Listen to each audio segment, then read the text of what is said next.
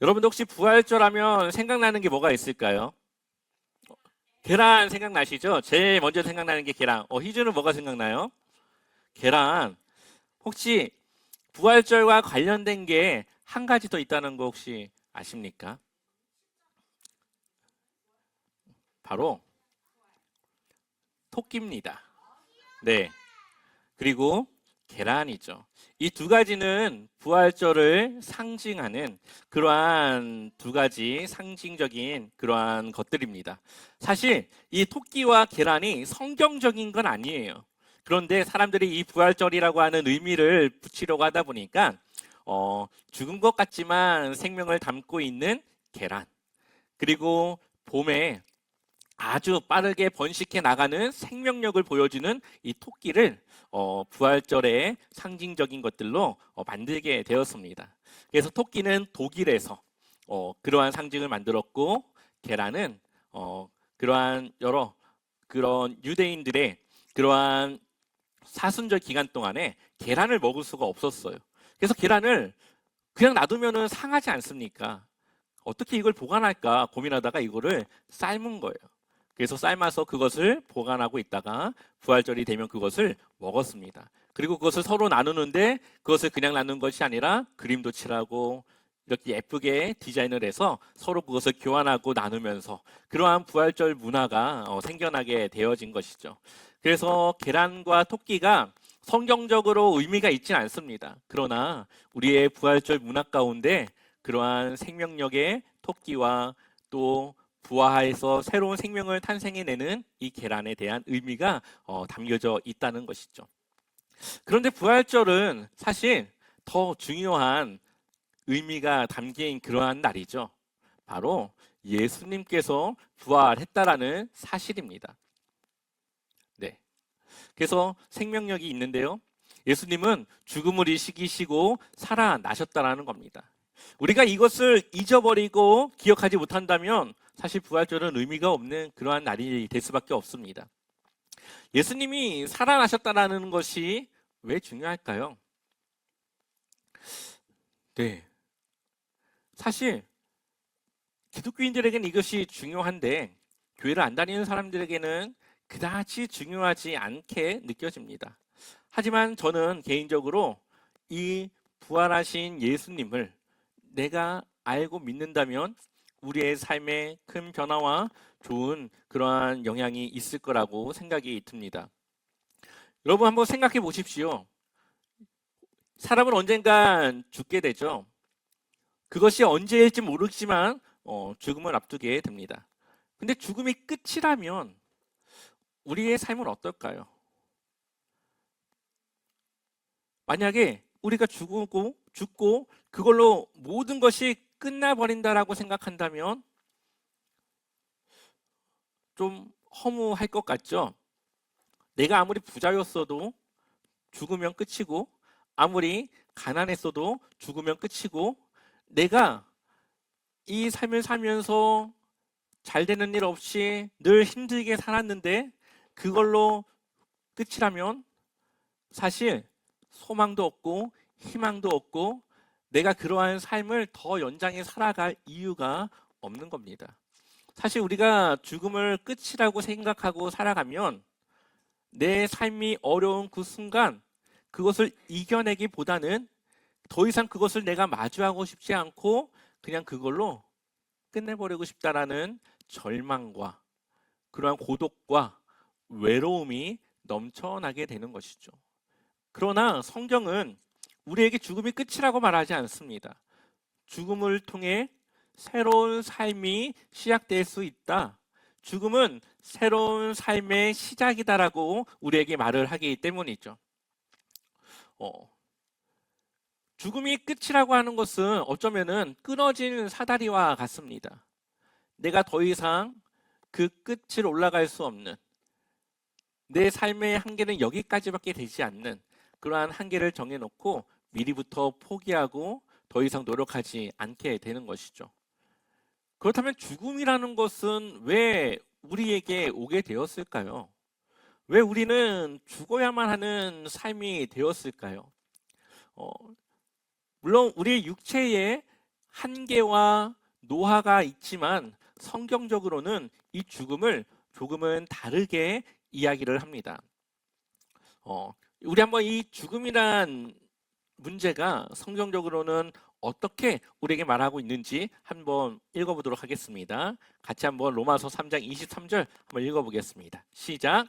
모든 사람이 죄를 범하였음에 하나님의 영광에 이르지 못하더니. 아멘. 여기서 말하는 사람의 죄는 우리가 뭐 거짓말을 하거나 나쁜 일을 하는 그러한 정도의 죄를 말하는 것이 아니에요. 우리를 만드신 하나님과 우리의 관계가 끊어진 것을 죄라고 말하죠. 그리고 그 죄의 결과가 바로 우리가 남의 것을 빼앗거나 악한 생각을 하거나 아니면 악한 삶으로 나만을 위한 그러한 이기적인 삶을 살아가는 그러한 것이 바로 죄의 결과라고 말합니다. 결국은 이 죄의 문제를 해결해야만, 결국은 하나님과의 관계를 해결해야만 우리는 죄로 인해 우리가 마주하는 죽음이라고 하는 문제를 해결할 수가 있다라는 거죠. 그런데 그 문제를 우리가 스스로 해결할 수가 없습니다. 우리는 모두 하나님과의 관계가 끊어져 있기 때문에 내가 그 끊어진 관계를 다른 누군가를 대신해서 해줄 수가 없죠. 그래서 그 끊어진 하나님과 나의 이 관계를 누군가는 메꿔줘야 되는데 그것은 바로 하나님 자신만이 그것을 할 수가 있는 거죠. 예수님의 십자가는 단순히 죽으시고 부활하신 것 이상의 하나님과 우리의 끊어진 관계를 다시 이어주는 그러한 일을 하신 겁니다. 하나님의 생명이 우리에게 들어오고 우리는 이제는 죽음을 이기신 예수님과 같이 죽음을 이기는 삶으로 살아갈 수 있는 것이죠. 우리에게는 죽음이 끝이 아니라 그 죽음은 곧 새로운 시작임을 말해주고 있습니다. 우리는 이 세상에서의 삶이 끝이 아니라 더 나은 삶으로의 그러한 희망을 바라보고 나아갈 수가 있습니다. 이것은 우리에게 굉장히 중요한 것을 주고 있습니다. 왜냐하면 누군가가 나와 함께하고 있다는 것, 누군가가 나를 도와주고 있다는 것은 우리의 삶에 큰 위로가 되고 힘이 되어지기 때문이죠. 네, 이게 안 넘어가네요. 네. 우리 한번 같이 말씀을 읽어보도록 하겠습니다. 시작. 그가 여기 계시지 않고 그가 말씀하시던 대로 살아나셨느니라. 와서 그가 누우셨던 곳을 보라. 아멘. 예수님께서 살아나셨다라는 것은 사실 사람의 이성적인 논리로는 설명이 되지 않고 이해가 되지 않는 부분입니다. 그렇다고 해서 그것이 거짓말이라거나 그것이 있지 않은 일이라고 하는 것을 그동안 많은 학자들이 증명하려고 했지만 그것을 증명해내지도 못했습니다. 어쩌면 이것은 믿음의 영역이라고 볼 수가 있는 것이죠. 예수님께서 살아나셨다라는 것을 우리가 믿고 그 예수님께서 나와 함께하고 있다는 것을 우리가 믿는다면 우리의 삶은 더 지금과는 다른 삶으로 살아갈 수가 있게 됩니다. 새로운 삶이 시작되어지는 거죠. 여러분들이 혼자 살아가고 혼자 고민하고 혼자 해결하고 하고자 했던 그 일을 우리를 만드시고 이 세상을 만드신 그분과 함께 살아가게 되는 겁니다. 내가 할 수 없는 것을 돕고 내가 생각할 수 없는 것을 지혜롭게 생각할 수 있도록 우리와 함께 하는 것이죠. 여러분들은 혼자가 아니게 된다라는 겁니다. 여러분들이 누군가와 함께 있으므로 여러분들의 마음과 생각은 위로를 받고 힘을 얻습니다.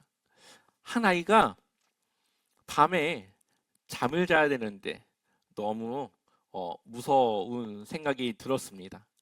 그래서 무서움에 떨고 있는데 누군가 문을 똑똑하고 두들겼죠. 그리고 그 문을 열고 아빠가 그 아이의 집이 아니죠.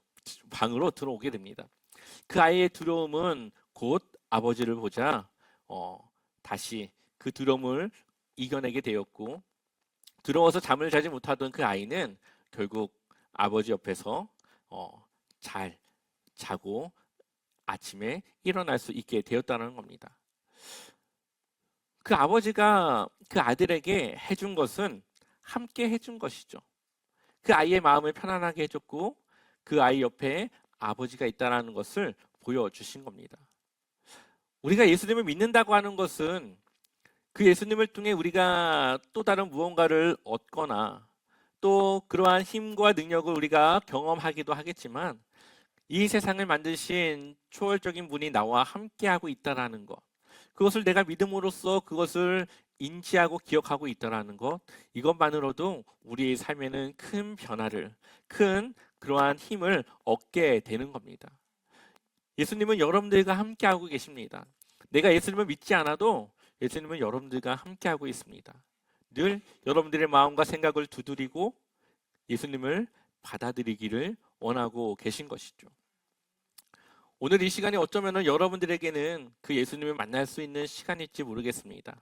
혹시 여러분들에게 어려움이 있다면, 고민하고 해결해야 될 무언가가 있다면 한번 이 시간 예수님의 손을 잡고 나의 그것을 함께 해결해 달라고, 나의 아버지로서 그것을 내가 이겨내고 해결할 수 있게 해달라고 우리 한번 기도해 보십시오. 그러면 여러분들의 삶에 그것과 관련된 어떠한 것이 하나님의 능력으로 해결되어지고 그것이 변화되는 그러한 경험을 하게 될 것입니다. 언제나 여러분들과 함께 예수님이 함께하고 계시고 여러분들의 요청과 그러한 이야기에 늘 귀 기울이고 있는 그 예수님을 기억하셔서 오늘 이 시간 그러한 예수님을 또 믿고 여러분들의 삶에 그 예수님과 함께하기를 소망합니다.